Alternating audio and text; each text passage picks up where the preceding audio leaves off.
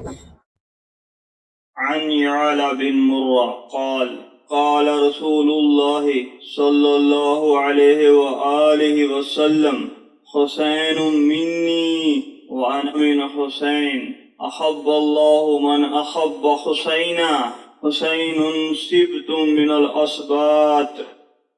یعلا بن مرہ کہتے ہیں کہ رسول اللہ صلی اللہ علیہ وآلہ وسلم نے فرمایا،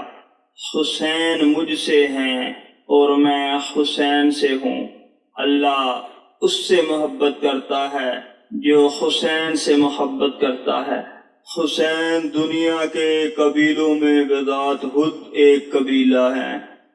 السلام علیکم ناظرین، اللہ تعالیٰ سے محبت نبی کریم صلی اللہ علیہ وآلہ وسلم کی محبت کا تقاضا کرتی ہے، اور نبی کریم صلی اللہ علیہ وآلہ وسلم سے محبت تب تک دل میں اتر ہی نہیں سکتی جب تک نبی کریم کے قربت داروں کی محبت دل میں شامل نہ ہو۔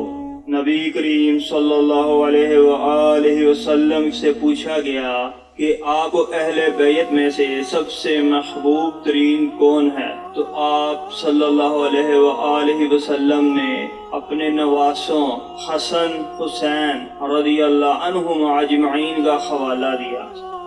سیدنا حسین رضی اللہ عنہ کو سید الشہداء کیوں کہتے ہیں؟ جبکہ ہماری اسلامی تاریخ جو انبیاء سے لے کر صالحین تک مصائب، امتحانات اور اللہ کی راہ میں جان و مال کی بے شمار قربانیوں سے بھری پڑی ہیں، اور کئی عظیم شہداء گزرے ہیں، یہ لقب ان کے لیے کیوں استعمال نہیں ہوتا؟ غزوہ احد میں آپ صلی اللہ علیہ وآلہ وسلم کے پیارے چچا حضرت امیر حمزہ رضی اللہ عنہ کو شہید کر کے ان کے جسم اقصد کی بے حرمتی کی گئی۔ نبی کریم صلی اللہ علیہ وآلہ وسلم نے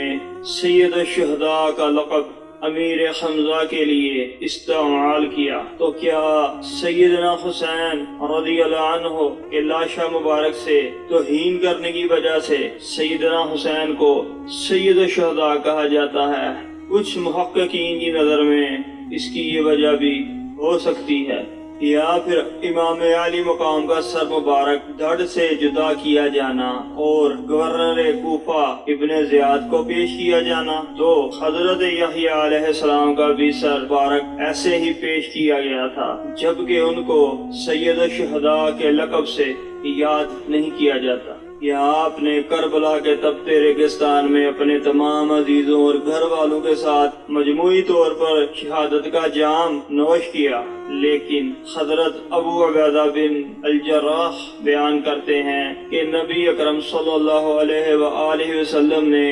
ارشاد فرمایا کہ بنی اسرائیل نے ایک دن میں 43 نبیوں اور 170 صالحین کو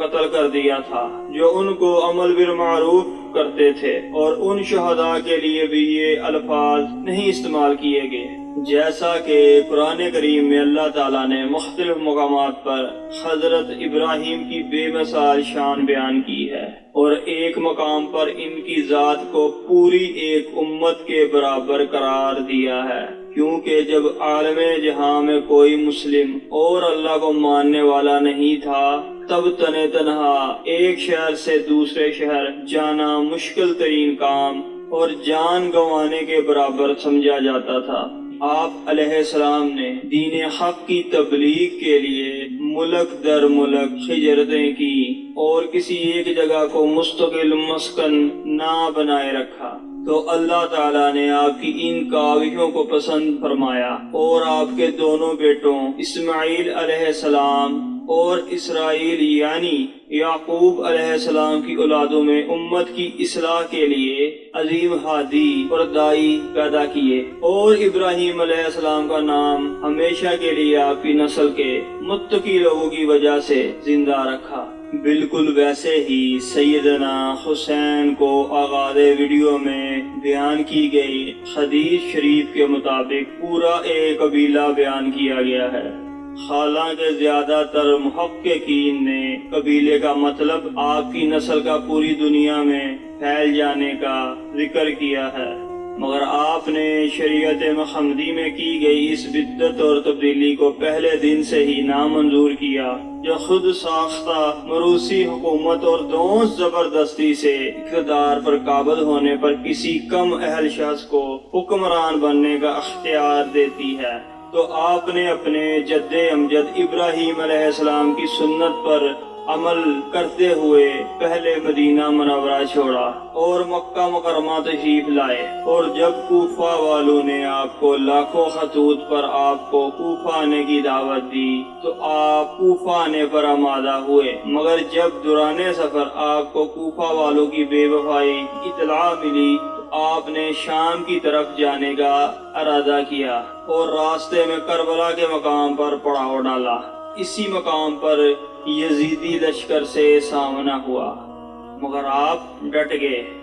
اور نانے کے دین کی شریعت سے کھلواڑ ہوتا دیکھنے سے بہتر جام شہادت نوش فرمانا پسند کیا، اور پوری امت کو یہ سبق دیا کہ دین کے معاملے میں کوئی سمجھوتا نہیں ہو سکتا، چاہے سامنے لشکر کتنا ہی طاقتور ہو۔